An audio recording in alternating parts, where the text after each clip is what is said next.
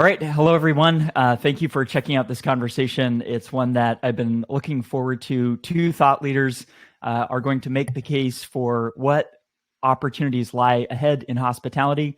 Are opportunities primarily in the digital world? Is that where we should be focusing? Or are they in the analog world? So I'll let our two guests for this debate introduce themselves. Simone, I'll pass it to you first. Tell us a little bit about yourself and tell us why opportunities ahead lie in a more digital version of hospitality. So thank you so much for having me today. It's always a pleasure. Very, very short bio. Started working in the hospitality space 25 years ago. And I wanted to do something else completely. I wanted to be a philosophy professor of all things. And I said, what is the dumbest job I can get? And I said, let me go and work at a hotel.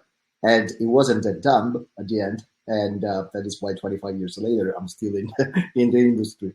But I always had a passion for technology and science fiction as well. You know, it's all science fiction until it's science fact. So, but at some point, over the last few years, with more tech adoption, especially post-COVID, what I say is perceived as a little less completely crazy, and some people start to think, okay, maybe it's crazy, but it's not so crazy. And so digital versus analog. So I think, so let me start with the fact that I don't like the premise of that, and just because I think that if we think on a binary scheme, we'll never get out of that, right? And I always say it's never digital versus physical, or it's never AI versus human intelligence. It's always a combination of the two, and it's always been like that. Again, I will tell you a lot of philosophical stuff today because I can't. That's where I come from. But if you look back at 2,500 years ago, Plato was saying exactly the same thing, and Plato was actually complaining about the invention of writing, and the case was, if we write stuff, we will forget stuff and our brains will become lazy. So to a certain extent, I think that technology is human. It's, if anything, more human than human. And that is why I think that thinking in terms of digital versus physical, or, artificial versus human, or virtual versus IRL, or whatever you want to call it. It's something like a thought that we maybe need to overcome to a certain extent. And I always like to quote a philosopher that I love, that I actually had the pleasure to talk to, and that is David Chalmers. And he's always saying that in a few generations, the difference between digital, virtual, and physical will be so slim that it would not make any sense to try to distinguish the two. So I'm a big advocate for, look, a lot of people think I live in the year 3000 or something, but I don't think in terms of, digital and physical. It's just like reality to me. Got it. Well, the leather jacket and the lighting, it makes you look like you're speaking from the future. So you got that going on. And look, I think at the end of the day, there's probably some combination. There's a role for each of these. But I think, in this conversation, we're really going to lean into, kind of where should we be investing? Where should we be doubling down? Because many of our listeners are looking for fresh, creative ways to serve their guests, to provide hospitality. And as they think about new ways to do that, they're making investment decisions. They're thinking about, where do we focus our time and attention and money? And so you've written a lot about that, and appreciate that introduction. David, I'll pass it over to you to introduce yourself and make the case for why we should be focusing more on the analog side of things. Yeah, thank you. My name is David Sachs. I'm a writer and journalist, speaker. I don't know what else I am. Human. In Toronto, Canada. I write on sort of business and culture, and I've been doing it for 2 decades. I also did a lot of travel writing. So while I've never worked in the travel business, I was a travel journalist for many years for New York magazines, for newspapers, for Condé Nast Traveler and others, and got all sorts of wonderful free trips and comps at beautiful hotels and crappy hotels all over the world. When I thought about sort of making the case, I immediately thought back to the last trip I did. And this was just before Christmas. My family, my parents, my wife, my kids, my brother, we did our kind of COVID makeup trip. We had a trip that we were going to do skiing in France for my mom's 70th birthday in March of 2020. Thankfully, we didn't go, and we had to use the credit. So we went to Colorado, to Breckenridge, for a week of skiing. And when I think back on every element of that trip, that are the things that were memorable and things that were enjoyable, they're all analog, human, real world physical experiences, right? The experience of visiting our friends outside Boulder and staying in their house and going for a walk in the freezing cold sunshine with my good friend Dan, who I hadn't seen in a couple of worlds, who's a big Web3 advocate and probably a fan of Simone's work, and having that conversation with him and having dinner with our kids who had never met, and just that like joyous hanging out and the hospitality of being in someone's house and staying with friends, which is a thing that's this almost irreplicable, magical thing of just that one day, and the pancake breakfast we had the next day before we parted ways. I think of the incredible ski instructor my daughter had at Breckenridge for a tremendous cost. It's just ridiculously overpriced there. But this guy, Chris, like truly lived it. And I'm someone who used to be a ski instructor in Whistler, and I worked in Australia and I worked here in Canada. And this guy was incredible. Like he took her to the top of the mountain, got her down bowls, just like got her thinking about skiing and loving it in a way that even as a kid who loves skiing, she was fired up every day to go on that mountain. I think about the feeling of the Colorado sun on my face. If you've never skied there, it either snows or it's sunny there. Like there's no cloudy, there are not that many cloudy overcast days. Going up on the chairlift in the freezing cold at the beginning of a season, there wasn't the best snow condition. And then over the course of the week, it sort of snowed. And like every moment I remember of that trip is this visceral feeling, the physical feeling of the conditions of my body, of the different runs we were going down, got to the point where the last morning we had to like book it to the airport. My brother and I went out and like skied our faces off because it had snowed a foot the night before. Steep technical lines, you know, body aching, just like reveling in that. I remember the server. It was Christmas Eve. We're Jewish, so it doesn't really matter. But we were at the Denver airport. There was this one restaurant, which actually for an airport restaurant was one of the best meals ever. Like they had wine, they had real glasses, they had proper menus. We had a great dinner, steak, salad, potatoes, good wine. And the server was so friendly and so hospitable, even though we were in an airport, like the opposite of every airport meal you would have had. All of these things were analog things. They were human relationships. They were physical spaces. It was the design of different spaces. It was the way that the young Argentinians who worked in the ski rental shop in the base of our lodge would like chat with us and joke with us each morning that they had just won the World Cup. So we were going on about it, right? All of these things are what added up to that feeling of hospitality. And the hospitality is, to me, in my own definition, feeling welcome as a human. Digital technology made a lot of that possible. It allowed us to look at the lodge we were going to stay at and book the ski lessons online and, you know, arrange the rental car from Hertz or whoever we arranged it for, and plan the trip with Google Maps of how we were going to get to the mountain and these different elements. But I don't remember any of that technology. It was there in the background. It served its purpose, and the purpose was to bring me out into that world, into those relationships, into the spaces. That was the core of that hospitality. And that, to me, will be the future and is the present of what hospitality is. And that's the part we need to double down on investing in. That's great, David. Simone, how would you respond? Well, I will argue with the fact that I actually do remember the technology. And but mainly because I do remember when the technology fades, and I think that is a big problem that we have today. And as I told you, when I especially when I look at a very high touch industry like ours, because like everything David said, is I can at least to a certain extent relate to. Now the problem is that if we don't create an infrastructure where humans can focus on being humans, we will never get there. Okay, so the main problem to me is, again, you know, whenever we talk about tech or digital or virtual in the hospitality space, you always have this crazy paradox to me. And you know, it looks like blasphemy to a certain extent for a lot of people. So, okay, especially when you go like in the luxury space. Look, we don't want any level of digital or technology. You know, self-checking apps, forget about it. You just forget about it, right? But then you start to look closer, and you understand that, and that's the beauty of being humans to me.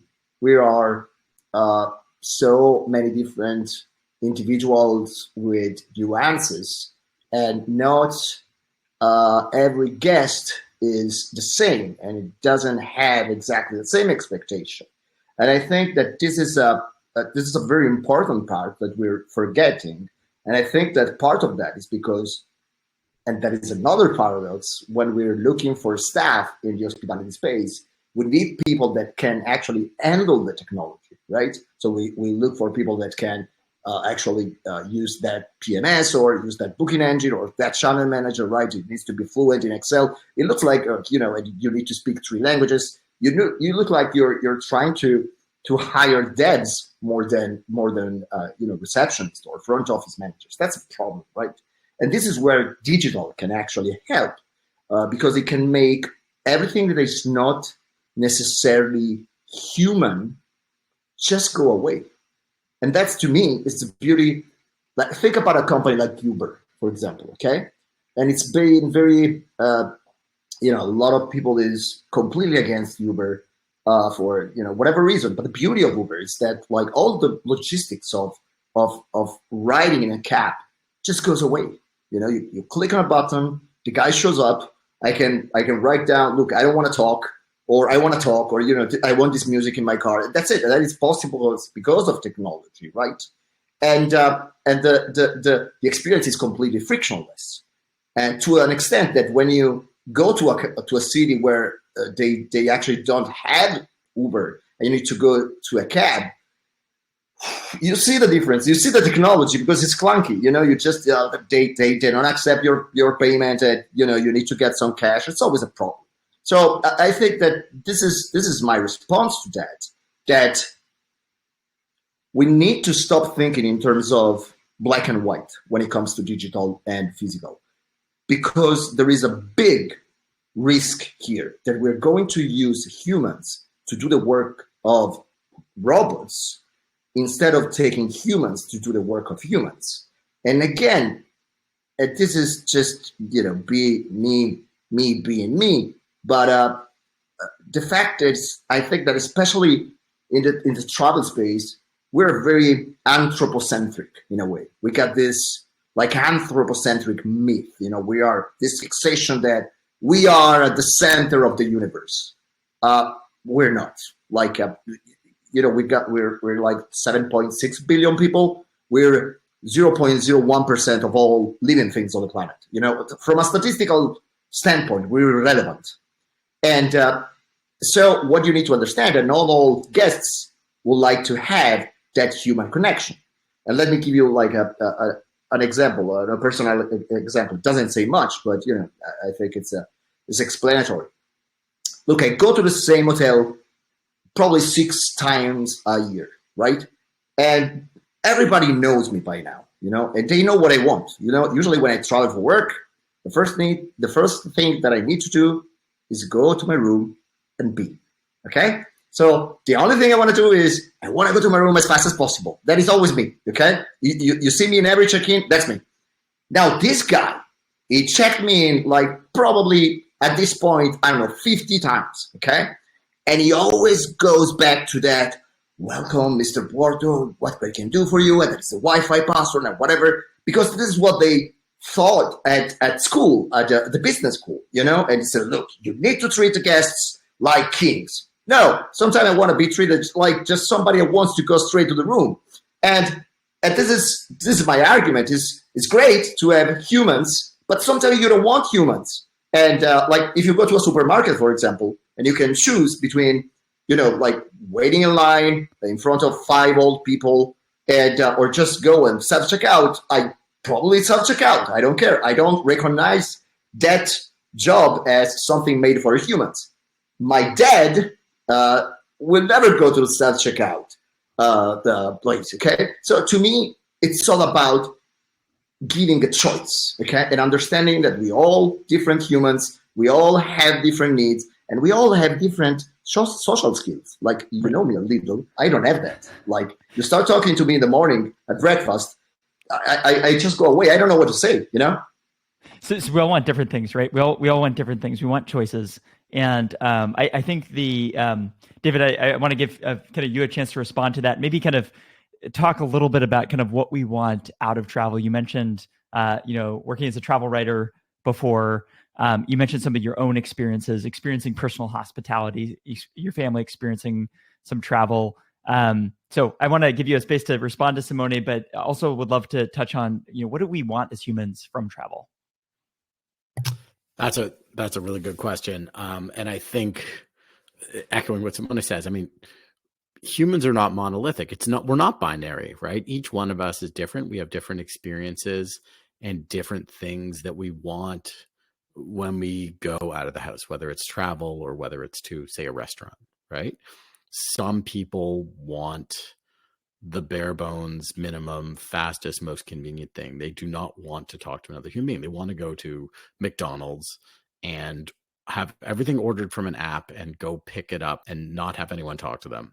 And other people want it to become this sort of social hub. I am the opposite of Simone. I am like, ooh, tell me, ooh, that's me, right? And what the industry needs to do, and where it does it best, is gauging what each guest wants through not technology necessarily, but the sort of human powers of empathy and understanding, which is, when it works best, is effective, and when it's poorly done and poorly trained, can be off or annoying. David, can I ask you to explain that just a little bit more? Because I think Simone's example of Uber, things working in the background, in general, yes, we just want things to function. But I think specifically to that point of discerning, what does a guest want? It sounds like you're making the case for that's a human distinction. Is that right? And if so, why? Well, I think, first of all, I 100% agree with Simone when he talks about something like Uber or, airline booking software or any sort of software. Like, I want that to work. I want to show up and I want them to know who I am and what it is and what the information is and when I'm going, and, all of that stuff in the back end. That's the guts of it. Like, that's the software. That's the digital. Give me the most advanced version of that. Right. But the problem is when it becomes that the digital and the software and the sort of infrastructure bleeds into the elements where the human experience is sort of central, right?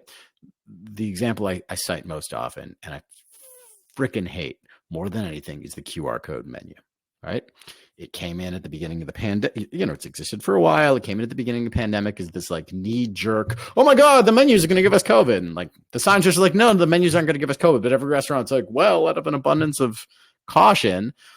And to this day, there's not a week that goes by where I'm like, hey, is there a menu? And they're like, oh yeah, it's just point your phone at this little thing.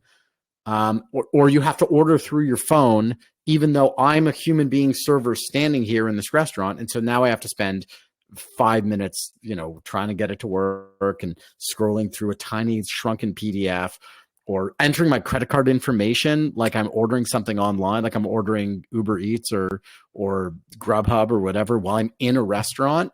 And what does that do? It detracts from this notion of hospitality that I want. And the hospitality for me, and I'm speaking to my own, in my own experience, is when you go somewhere outside of your own home, which is where you're going for hospitality, right? There's not much hospitality that happens within your own home. So you're going outside, you're going to a restaurant in Rome or here in Toronto or in San Francisco, Josiah. You're traveling somewhere, whether it's like Michigan for work or somewhere sexy like Rome or San Francisco, right? What do you want? You want that feeling of being welcomed. You want the feeling that you are seen as another human being, that you are valued as that human being, that your desires, whether it's to have a conversation or just get to your room and go take a piss, like, are acknowledged. And where technology works great is when that it facilitates that through the information that's needed through the transaction. But often what happens is it steers that interaction into an area where it's like, no. The system has been built that you need to pull your phone out and scan the menu, and then you need to order it and do it on this. And you are now doing the work. And there's nothing less hospitable than entering your freaking credit card information in a restaurant so you can pay when you just want to give them your credit card, or you just want to look at a menu and say, I would like the chicken, and can you do it with this sauce instead of this sauce? And often that's because software has certain demands and limitations, and it doesn't have as much flexibility as a human being does. And so when we train people and say, no, this is the standard we're doing, everyone must use the system, or in a way, here is our standard of how you have to greet each guest.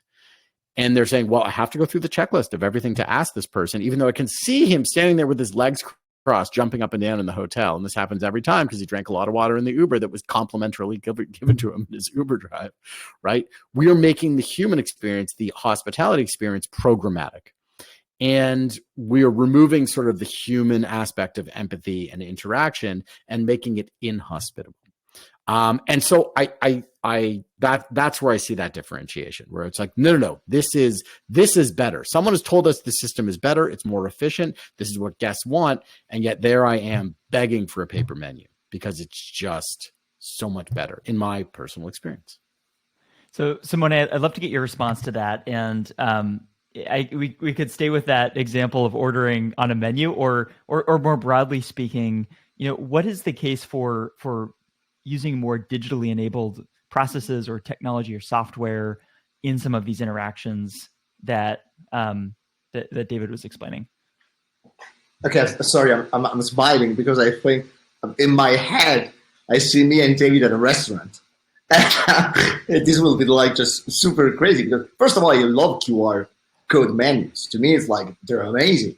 Well, first of all, like if we want to be like all Greta Thunberg here, from an environmental point of view, that's great. When I started working in hospitality, I started in mice, right?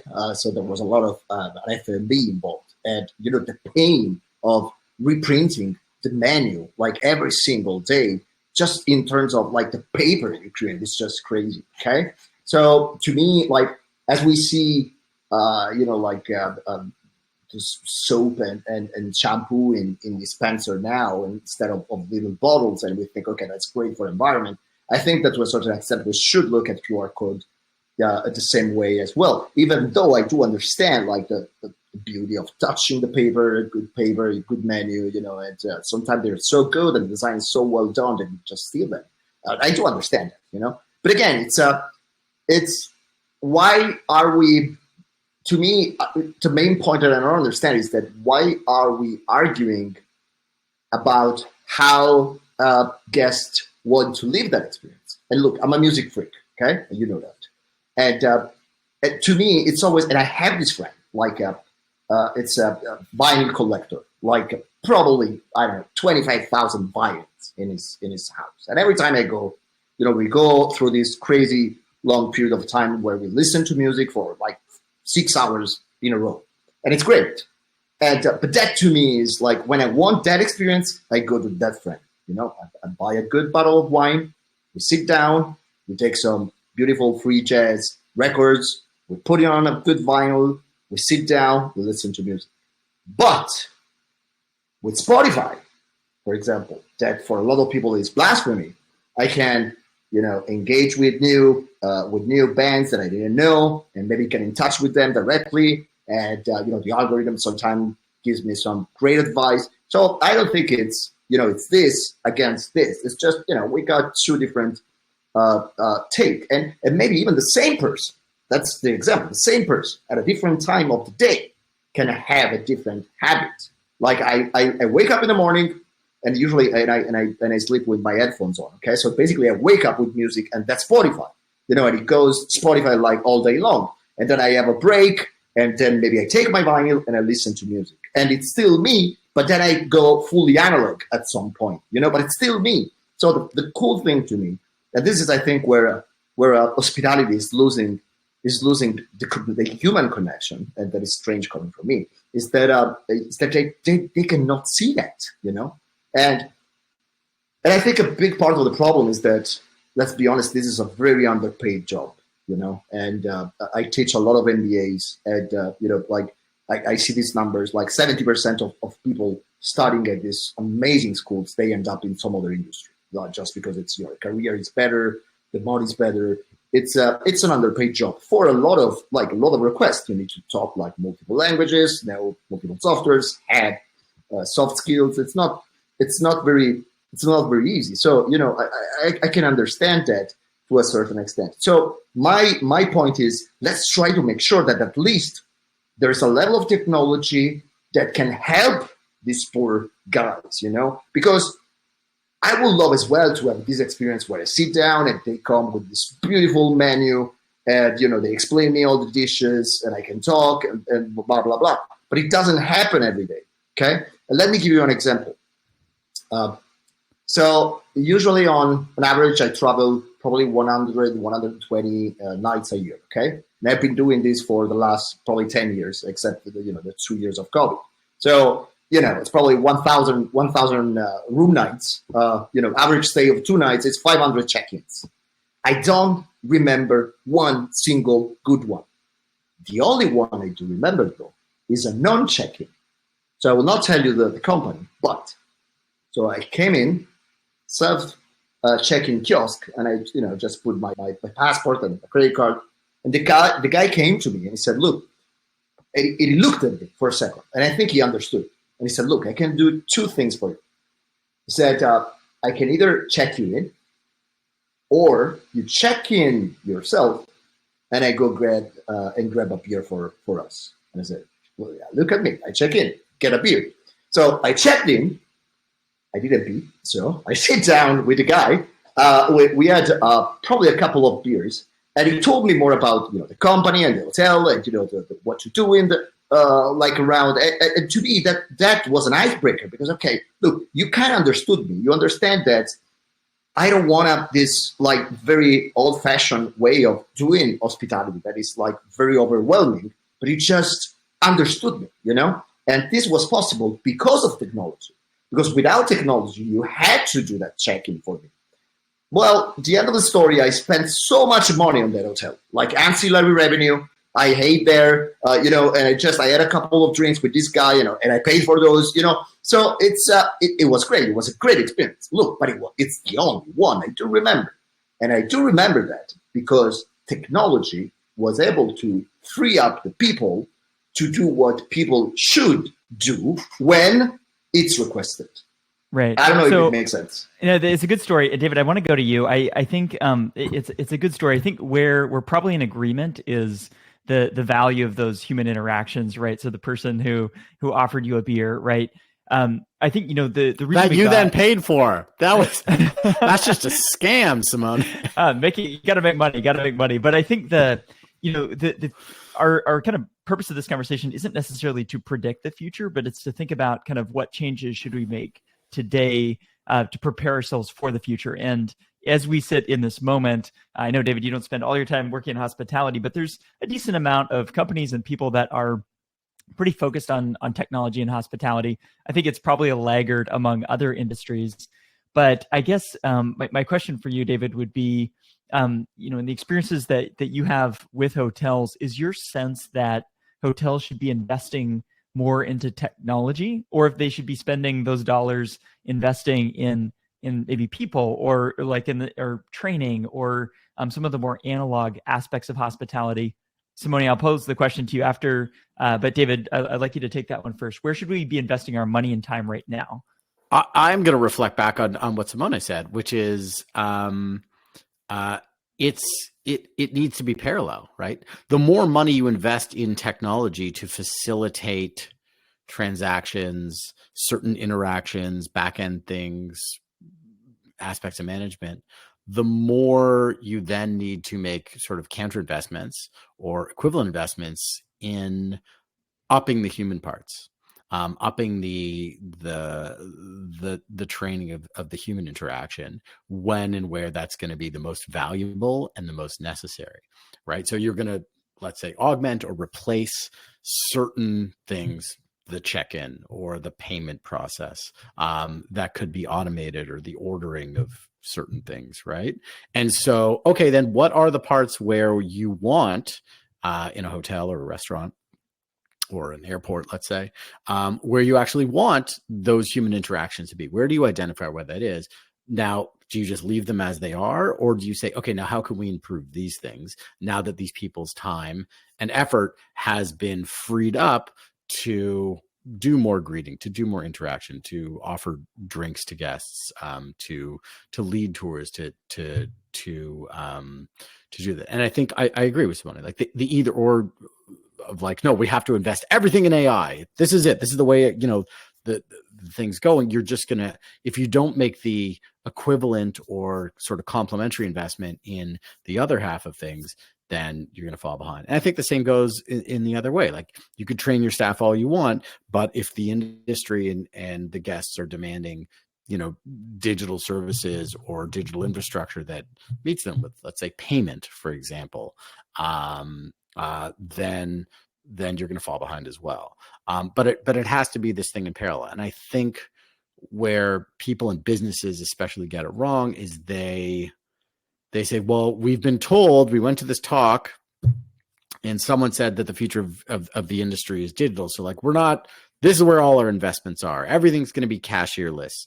And what they found, the supermarket example that you talked about, Simone, earlier is a great one. Like, they found that like their places got rid of cashiers and just did automated checkout. It worked.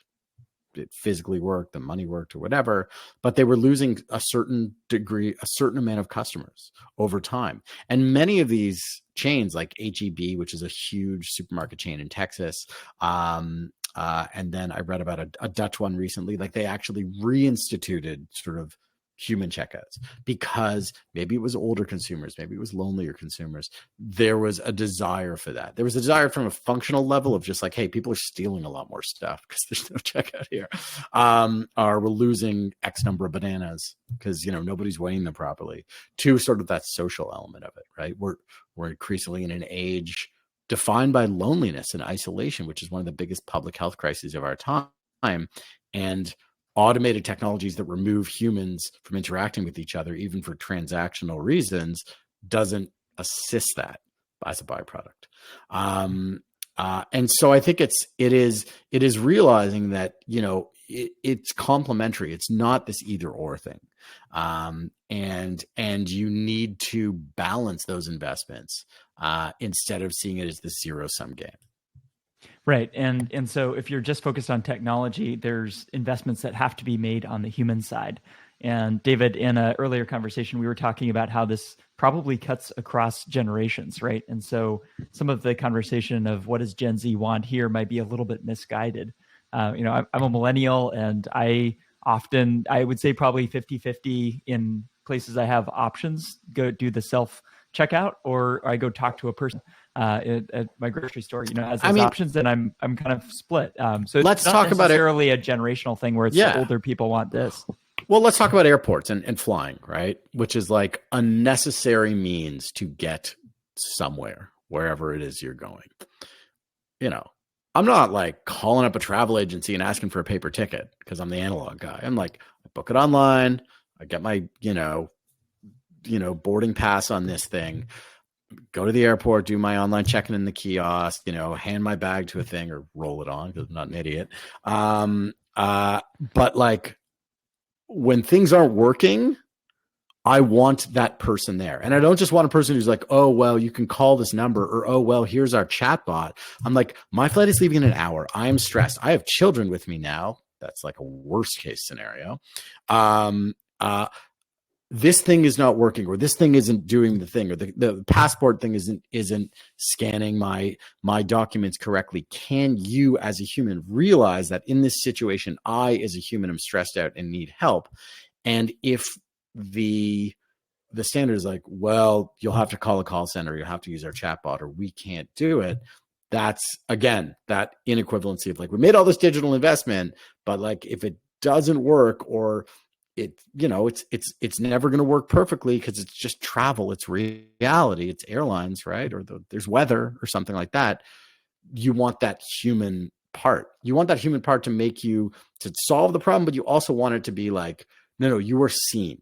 We understand what you're going through. We empathize with you versus like you are just a data point. You are a data point that can give us money. And, so and David, if things aren't working, it's your fault, or it's out of our hands, or, talk to the chatbot. Right. So I'm hearing from you, David, make investments across guest experience in both the people, the analog side of things, and the digital. But it's an investment into guest experience. Simone, I want to go to you. A lot of hotels are making investments in both of these areas. You've worked at a hotel company that you advise hotels. From your perspective, do you feel most hotels should be investing more on the digital side of things? Or kind of where do you feel the kind of gap or the lack of investment is right now for most hotels? So let me answer differently, okay? So have you ever watched the movie Grand Hotel Budapest? You know which movie I'm talking about. And there is this quote that always resonates with me. And it says, what is a lobby boy? A lobby boy is the guy that knows what guests want before they even know they want that, right? And it says the lobby boy is always in sight, but it's always invisible. Now, if you replace the word lobby boy with digital or technology or AI or whatever, that works too. So good technology works when it's totally invisible, okay? And that is where I see the future of hospitality. Because let's put it differently. I think we still give, and that's the binary thing. I think we still think in terms of this is made by humans, so it's better. That's not always the case.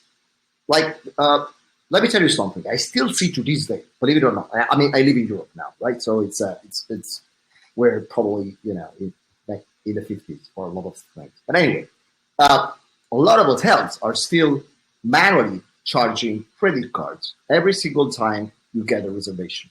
Now, let's do the math together, will you? So let's say you got a small boutique hotel in Paris or whatever, okay? And you got, 20 reservations per day. So let's say it takes 5 minutes to charge a credit card.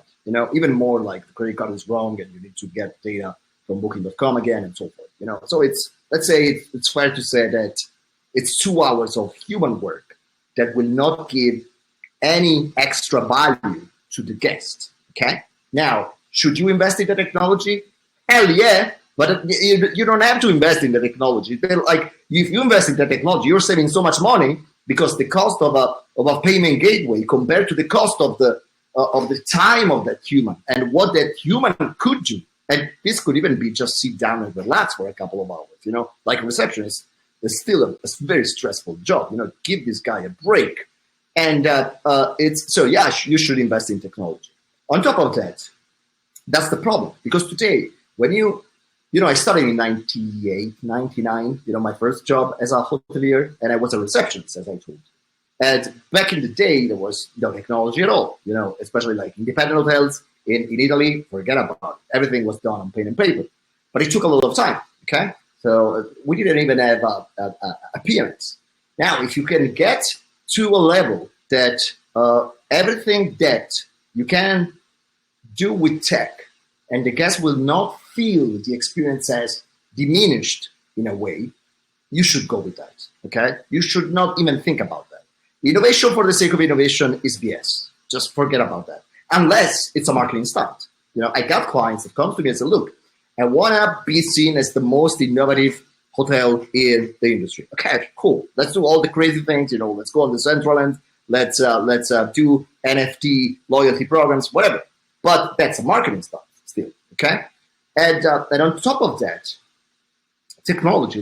I think it's something we always forget. And I agree with David that a lot of this BS comes from like industry experts talking, and they say, look, the future is all digital. And look, if you come to me with that, it's like the conversation is over. If you come to me and say, look, I know that I know, it's over, and I'm a Socratic when it comes to that. I know that I don't know.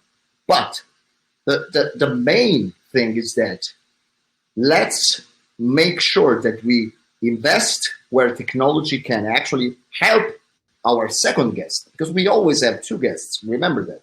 the guests that come to our door, and the other guest is our staff.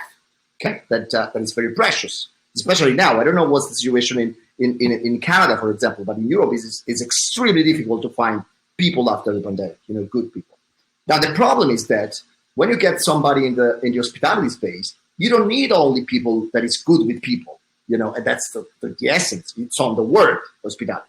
You need people that is good with people, but it's good with technology as well. And that is because most technology is clunky. So it does not connect, like you got a PMS that is not connected to the channel manager. So you need to download the reservation and put it in the PMS. So you need to understand the PMS. Now, let's say that all this technology works like magic, like behind the curtain, like the Uber case I gave you. You can just take people that is good with people. You don't know how to open an Excel file? I don't freaking care. You're good with people. You're the next one. Okay? So we can, for all I care, as long as technology is good, you can even hire Anish. They cannot use technology. It's fine. Technology will take care of technology itself. I don't really care about that. And so that's the problem. So should we invest in technology? Yes, but we should invest in good technology with, and I don't want to be too technical here, but forget about the legacy systems. Just go with open API systems. Just make sure the systems talk to each other. We don't have silos. We can free up people. And best case scenario, these people will be less stressed and they will be better with guests. Because never forget that this is something interesting I was reading the other day, and I can give you the source after the live recording. I don't remember off the top of my mind. But the study said that 57% of negative experiences in hotels were due to human staff. So it was not like, okay, the water is not working or whatever. It's because of the staff. And usually this is not because the staff is not good. It's because they're freaking overworked. And they're overworked because they need to take care of a lot of technology that work in silos. Now you need to fix that. So you need to invest in technology, make sure that you invest in the right technology. Or there's multiple stakeholders there. Stakeholders. Many. No, it's a good example, something to keep in mind for sure. I know we're close to the top of time here, but I would love to just spend a moment for each of you. Any closing remarks, advice for the hoteliers that are listening, the hospitality providers that are listening, in terms of what they should be thinking about now for preparing for what's ahead, where they should be investing, what they should be doing.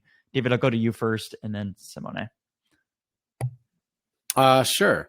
I mean, one is that there's tremendous change afoot, that new technologies, artificial intelligence, virtual reality, whatever else Simone is investing in, it is coming, and it will have impacts in the hospitality industry, as it's had in every industry. And the reality of it is you need to invest in it. You need to think in it. You need to test these things out and see where it's right and where it doesn't work for you. But more than that, we still have to recenter ourselves around the reality of, like, hospitality is a human business.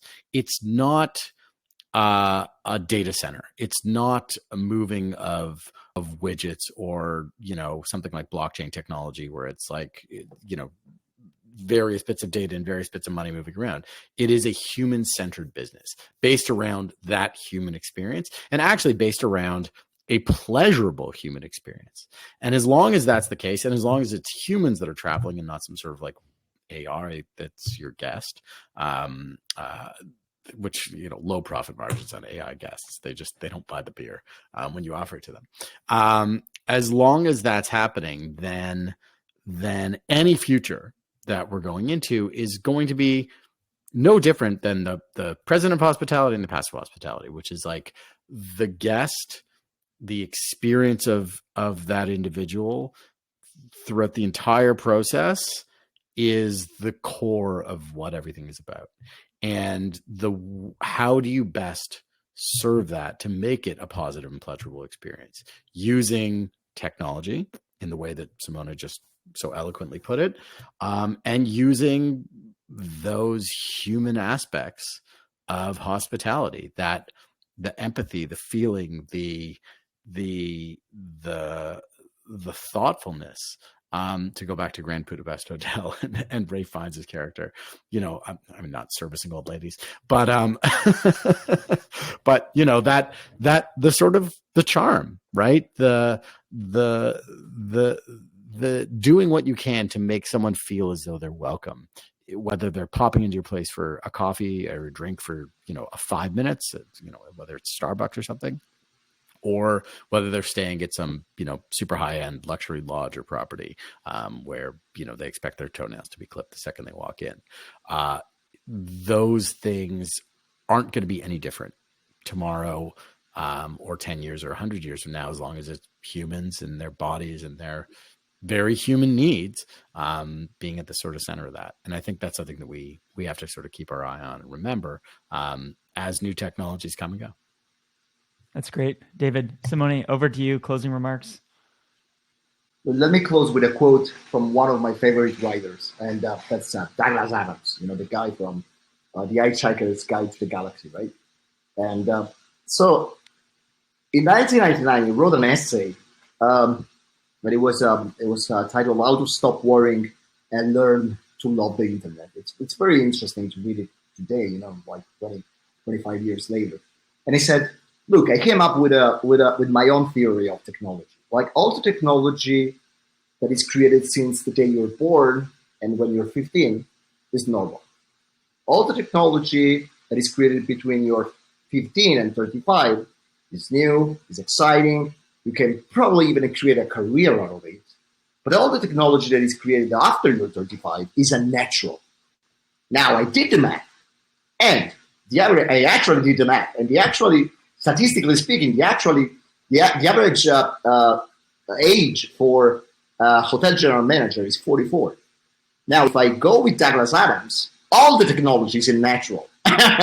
So I think, again, it goes back to, look at technology with an open mind.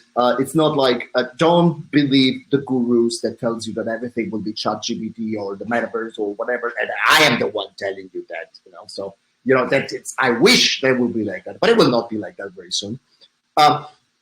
And just make sure that you approach technology with an open mind and without think that is unnatural. Now, technology for the sake of technology doesn't make sense unless you really want to be perceived as an innovative brand, but don't underestimate technology that can actually make your life better. Because as I always say, all the technologies that make the life of humans better will be adopted, no matter what. And this can be the iPhone, the metaverse, blockchain, the wheel, fire, whatever. If it makes your life easier, that technology will be adopted and mainstream adopted. That's great. And I think that is a common thread throughout our conversation here. How do we use anything that we do, whether it's technology, whether it's training, whether it's time spent with our staff, with our guests, to make them feel welcome, make their lives easier, make their lives better. And that's why we are in the hospitality business. Thank you both. This has been a great conversation, and look forward to chatting again soon. My pleasure. Thank you.